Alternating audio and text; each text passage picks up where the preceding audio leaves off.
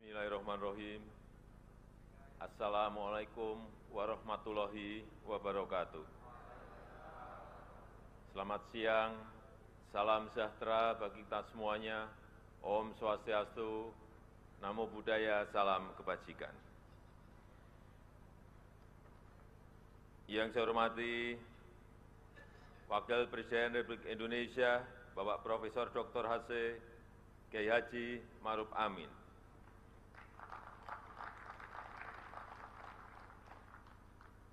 Yang saya hormati Ketua, Pimpinan, dan Anggota Dewan Perwakilan Rakyat Republik Indonesia.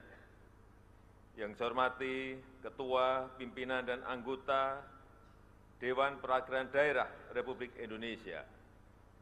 Yang saya hormati Ketua dan Pimpinan Lembaga-lembaga negara.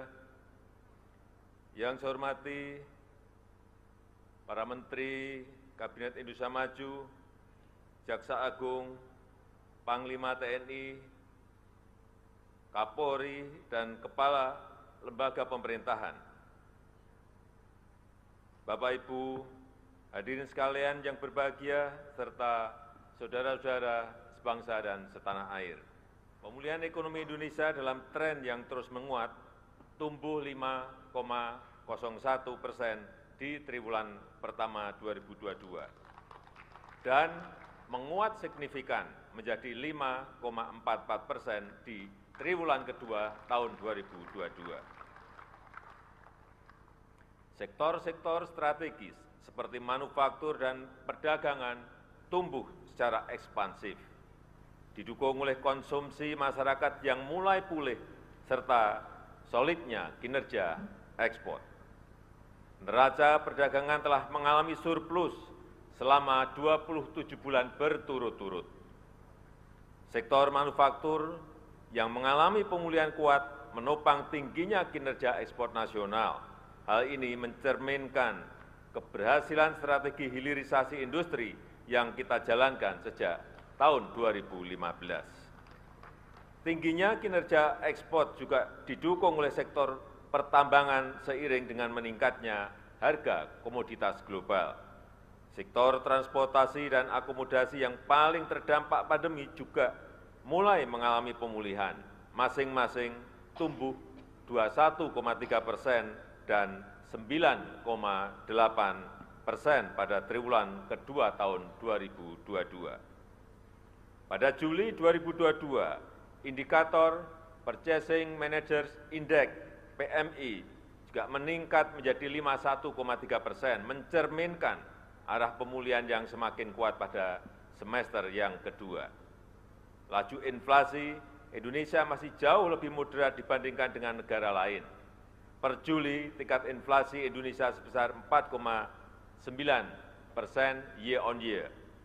Hal itu ditopang oleh peran APBN dalam menjaga stabilitas harga energi dan pangan.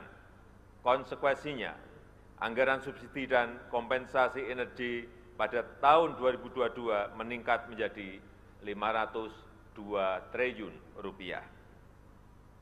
Hadirin yang saya muliakan, ke depan kita harus terus menjaga kehati-hatian dan kewaspadaan kita. Risiko gejolak ekonomi global masih tinggi.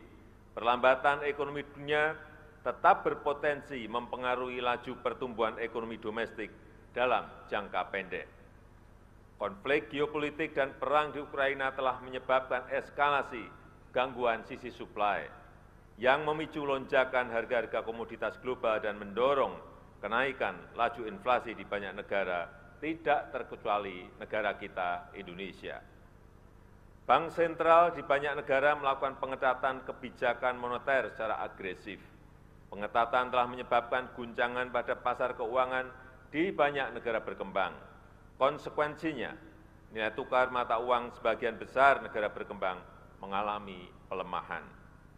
Dengan berbagai tekanan tersebut, IMF memprediksi pertumbuhan ekonomi global melambat signifikan dari 6,1% tahun 2021 menjadi 3,2% di tahun 2022 dan menjadi 2,9% di tahun 2023. Hadirin yang saya hormati, ketidakpastian global tidak boleh membuat kita pesimistis. Dalam 8 tahun terakhir kita telah memupuk modal penting untuk menciptakan ekosistem pembangunan yang lebih kondusif, pembangunan infrastruktur secara masif, perbaikan kualitas sumber daya manusia, serta penyederhanaan aturan berusaha dan berinvestasi merupakan upaya-upaya kunci untuk memperkuat fondasi perekonomian nasional menghadapi tantangan-tantangan di masa depan. Transformasi struktural terus kita pacu untuk membangun mesin pertumbuhan ekonomi yang lebih solid dan berkelanjutan. Hilirisasi industri untuk meningkatkan nilai tambah ekonomi terus diperkuat. Ekonomi hijau terus didorong.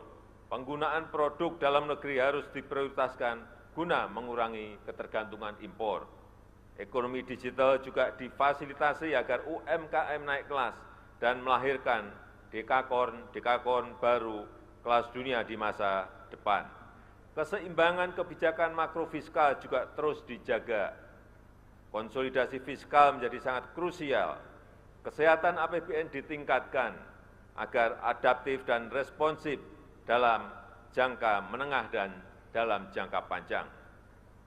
Ketua, pimpinan, dan anggota Dewan yang saya hormati, dengan mempertimbangkan dinamika perekonomian nasional terkini, agenda pembangunan yang akan kita capai, serta potensi risiko dan tantangan yang kita hadapi, maka asumsi dasar ekonomi makro sebagai landasan penyusunan RAPBN tahun 2023 adalah sebagai berikut. Pertumbuhan ekonomi 2023 diperkirakan sebesar 5,3%. Kita akan berupaya maksimal dalam menjaga keberlanjutan penguatan ekonomi nasional. Ekspansi produksi yang konsisten akan terus didorong untuk membuka lapangan kerja yang sebanyak-banyaknya. Berbagai sumber pertumbuhan baru harus segera diwujudkan. Pelaksanaan berbagai agenda reformasi struktural terus diakselerasi untuk transformasi perekonomian. Investasi harus terus dipacu, serta daya saing produk manufaktur nasional di pasar global harus ditingkatkan. Dengan semakin kuatnya sektor swasta sebagai motor pertumbuhan, maka manajemen kebijakan fiskal dapat lebih diarahkan untuk menciptakan keseimbangan antara perbaikan produktivitas dan daya saing, dengan menjaga kesehatan dan keberlanjutan fiskal untuk menghadapi risiko dan gejolak di masa depan. Bauran kebijakan yang tepat serta sinergi dan koordinasi yang semakin erat antara otoritas fiskal, moneter, dan sektor keuangan akan menjadi modal yang kuat dalam rangka akselerasi pemulihan ekonomi nasional, serta penguatan stabilitas sistem keuangan. Inflasi akan tetap dijaga pada kisaran 3,3%. Kebijakan APBN akan tetap diarahkan untuk mengantisipasi tekanan inflasi dari eksternal, terutama inflasi energi dan pangan.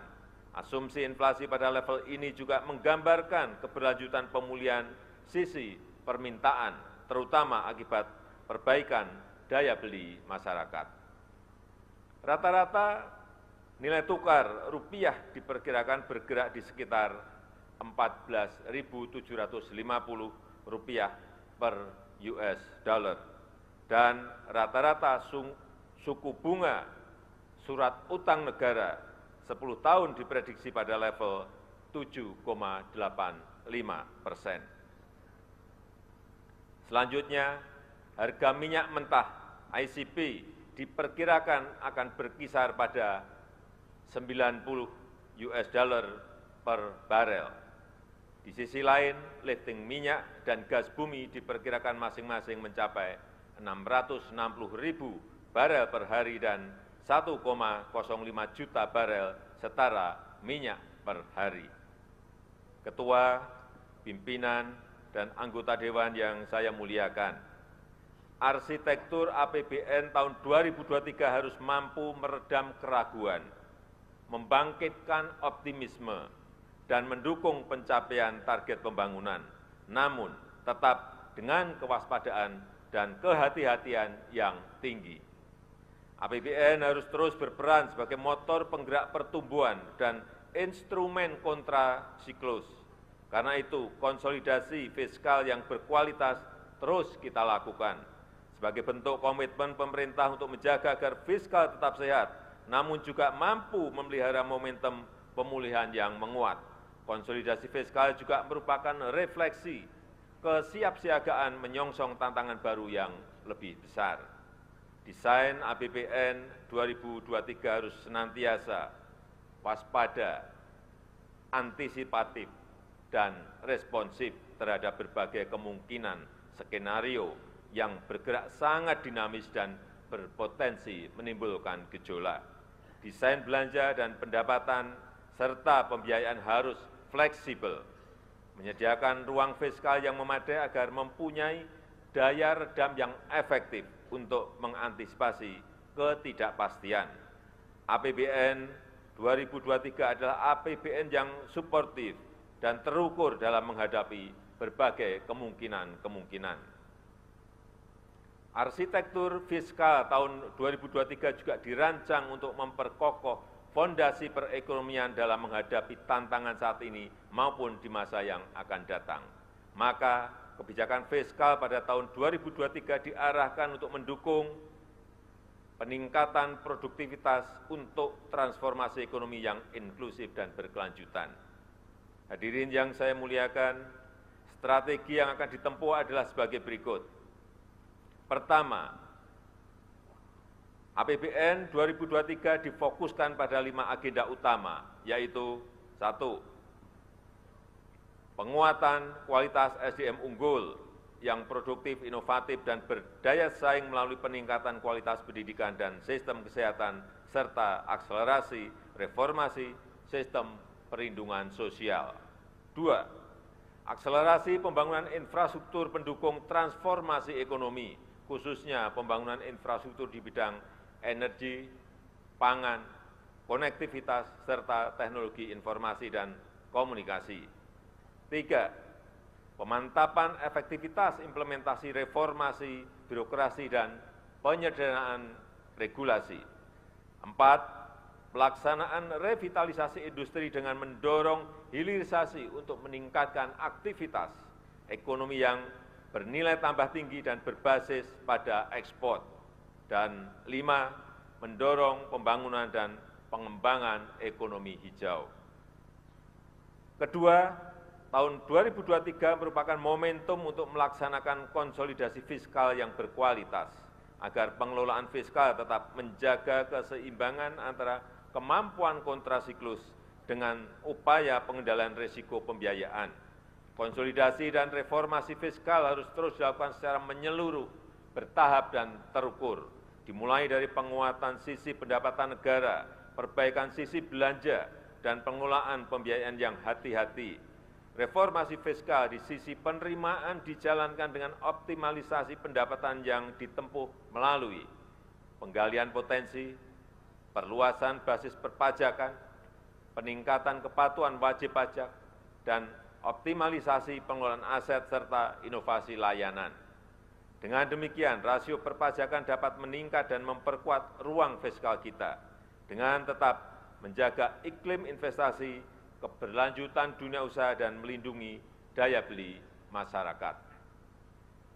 Di sisi belanja, reformasi dijalankan dengan peningkatan kualitas belanja yang ditempuh melalui pengendalian belanja yang lebih efisien, lebih produktif, dan menghasilkan multiplier effect yang kuat terhadap perekonomian, serta efektif untuk mendukung program-program pembangunan prioritas dan peningkatan kesejahteraan masyarakat. Inovasi di sisi pembiayaan difokuskan untuk mendorong pembiayaan yang fleksibel dengan kehati-hatian melalui kerjasama pemerintah dan badan usaha KPBU yang lebih terintegrasi dalam pembiayaan infrastruktur, penguatan peran lembaga pengelola investasi, serta pendalaman pasar obligasi negara. Ketua, pimpinan, dan anggota Dewan yang saya hormati dan yang saya muliakan, Gambaran besar arsitektur RAPBN 2023 adalah sebagai berikut. Belanja negara dalam RAPBN 2023 direncanakan sebesar Rp3.041,7 triliun yang meliputi belanja pemerintah pusat sebesar Rp2.230 triliun serta transfer ke daerah sebesar Rp811,7 triliun. Anggaran kesehatan direncanakan sebesar Rp169,8 triliun atau 5,6% dari belanja negara. Anggaran tersebut akan diarahkan untuk melanjutkan penanganan pandemi, reformasi sistem kesehatan, percepatan penurunan stunting, serta kesinambungan program JKN. Percepatan penurunan stunting dilakukan melalui perluasan cakupan seluruh kota, kabupaten di Indonesia dengan penguatan sinergi di berbagai institusi. Anggaran perlindungan sosial dialokasikan sebesar Rp479,1 triliun untuk membantu masyarakat miskin dan rentan memenuhi kebutuhan dasarnya, dan dalam jangka panjang diharapkan akan mampu memotong rantai kemiskinan. Sejalan dengan hal tersebut, reformasi program perlindungan sosial diarahkan kepada perbaikan basis data penerima melalui pembangunan data registrasi sosial ekonomi (REGSOSEK), penyempurnaan perlindungan sosial sepanjang hayat dan adaptif, subsidi tepat sasaran, dan berbasis target penerima manfaat, serta percepatan penghapusan kemiskinan ekstrim. Untuk peningkatan produktivitas dan kualitas sumber daya manusia (SDM), disiapkan anggaran pendidikan sebesar Rp608,3 triliun. Kita harus mampu memanfaatkan bonus demografi dan siap menghadapi disrupsi teknologi. Kita harus menyiapkan sumber daya manusia yang produktif, inovatif, dan berdaya saing global dengan tetap mengamalkan nilai-nilai Pancasila, berakhlak mulia, dan menjaga jati diri budaya bangsa. Upaya peningkatan kualitas sumber daya manusia Indonesia ditekankan pada 5 hal, yaitu peningkatan akses pendidikan pada seluruh jenjang pendidikan, peningkatan kualitas sarana prasarana penunjang kegiatan pendidikan terutama di daerah terluar, tertinggal, dan terdepan 3T, penguatan link and match dengan pasar kerja, pemerataan kualitas pendidikan, serta penguatan kualitas layanan PAUD. Selanjutnya, pemerintah juga berkomitmen untuk memperkuat investasi di bidang pendidikan antara lain dengan mendukung perluasan program beasiswa, pemajuan kebudayaan, penguatan perguruan tinggi kelas dunia, dan pengembangan riset dan inovasi. Pembangunan infrastruktur dianggarkan sebesar Rp392 triliun yang diarahkan untuk mendukung penguatan penyediaan pelayanan dasar, mendukung peningkatan produktivitas melalui infrastruktur konektivitas dan mobilitas, menyediakan infrastruktur energi dan pangan yang terjangkau, andal, dan memperhatikan aspek lingkungan, serta pemerataan infrastruktur dan akses teknologi informasi dan komunikasi. Untuk mendukung target percepatan pembangunan infrastruktur, strategi memadukan anggaran dengan bauran skema pendanaan akan dilakukan melalui sinergi sisi pembiayaan investasi dan belanja kementerian, lembaga, serta meningkatkan peran swasta. Skema KPBU menjadi model pembiayaan yang terus ditawarkan. Ketua, pimpinan, dan anggota Dewan yang saya muliakan, pada tahun 2023, anggaran transfer ke daerah direncanakan sebesar Rp811,7 triliun.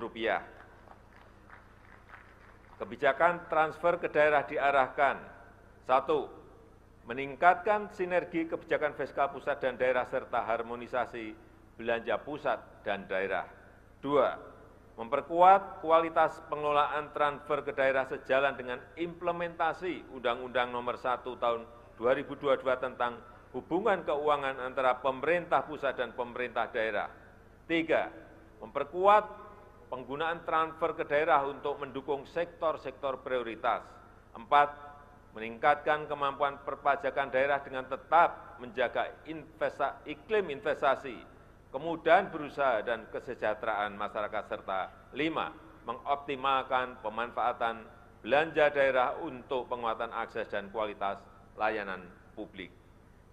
Ketua, pimpinan, dan anggota Dewan yang saya hormati dan yang saya muliakan, untuk menjalankan agenda pembangunan tersebut, pendapatan negara pada tahun 2023 dirancang sebesar Rp2.443,6 triliun, yang terdiri dari penerimaan perpajakan sebesar Rp2.016,9 triliun dan penerimaan negara bukan pajak PNBP sebesar Rp426,3 triliun. Mobilisasi pendapatan negara dilakukan dalam bentuk optimalisasi penerimaan pajak maupun reformasi pengelolaan PNBP. Untuk memperkuat kemandirian dalam pendanaan pembangunan, kita akan meneruskan reformasi perpajakan.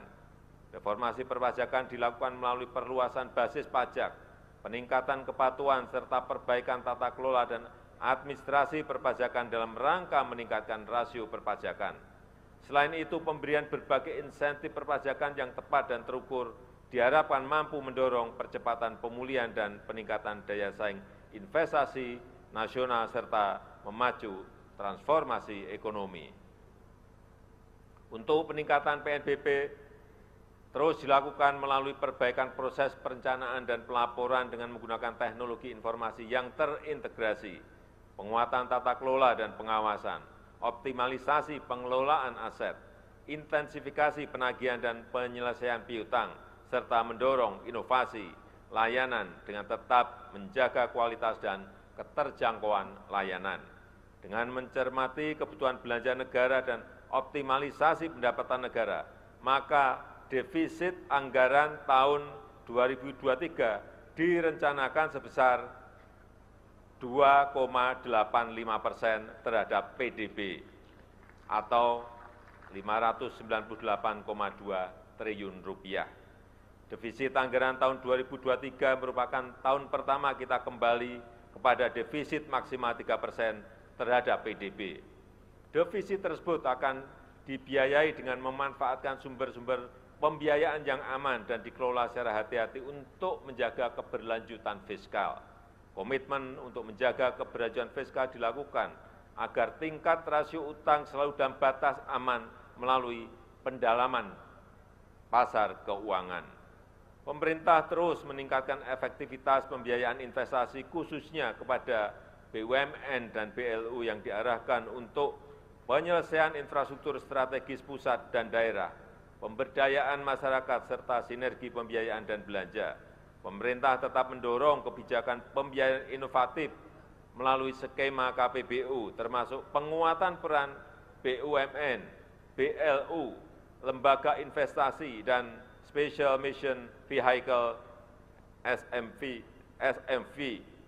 serta mengakselerasi pembangunan infrastruktur dan meningkatkan akses pembiayaan bagi masyarakat berpenghasilan rendah, UMKM, dan ultra mikro. Pemerintah juga memanfaatkan saldo anggaran lebih SAL untuk menjaga stabilitas ekonomi dan antisipasi ketidakpastian, serta meningkatkan pengelolaan manajemen kas yang integratif untuk menjaga bantalan fiskal yang andal dan efisien. Dengan pengelolaan fiskal yang kuat disertai efektivitas dalam mendorong transformasi ekonomi dan perbaikan kesejahteraan rakyat, tingkat pengangguran terbuka tahun 2023 diharapkan dapat ditekan di kisaran 5,3% hingga 6%. Angka kemiskinan dalam rentang 7,5% hingga 8,5%. Rasio Gini dalam kisaran 0,375 hingga 0,378, serta indeks pembangunan manusia dalam rentang 73,31 hingga 73,49. Selain itu, nilai tukar petani, NTP dan nilai tukar nelayan, NTN juga ditingkatkan untuk mencapai kisaran masing-masing 105 sampai 107 dan 107 sampai dengan 108. Hadirin yang saya muliakan, demikianlah keterangan pemerintah atas rancangan undang-undang tentang anggaran pendapatan dan belanja negara tahun anggaran 2023 serta nota keuangannya. Besar harapan kami, pembahasan RAPBN tahun 2023 ini dapat dilakukan secara konstruktif demi mewujudkan Indonesia maju berdasarkan Pancasila dan UUD 1945. Semoga Allah SWT senantiasa memberikan rahmat dan ridho-Nya bagi kita semua dalam melaksanakan tugas dan amanah dari seluruh rakyat Indonesia. Dirgahayu Republik Indonesia, Dirgahayu Negeri Pancasila, Merdeka! Terima kasih. Wassalamualaikum warahmatullahi wabarakatuh. Om Santi Santi Santi, Om Namo Buddhaya.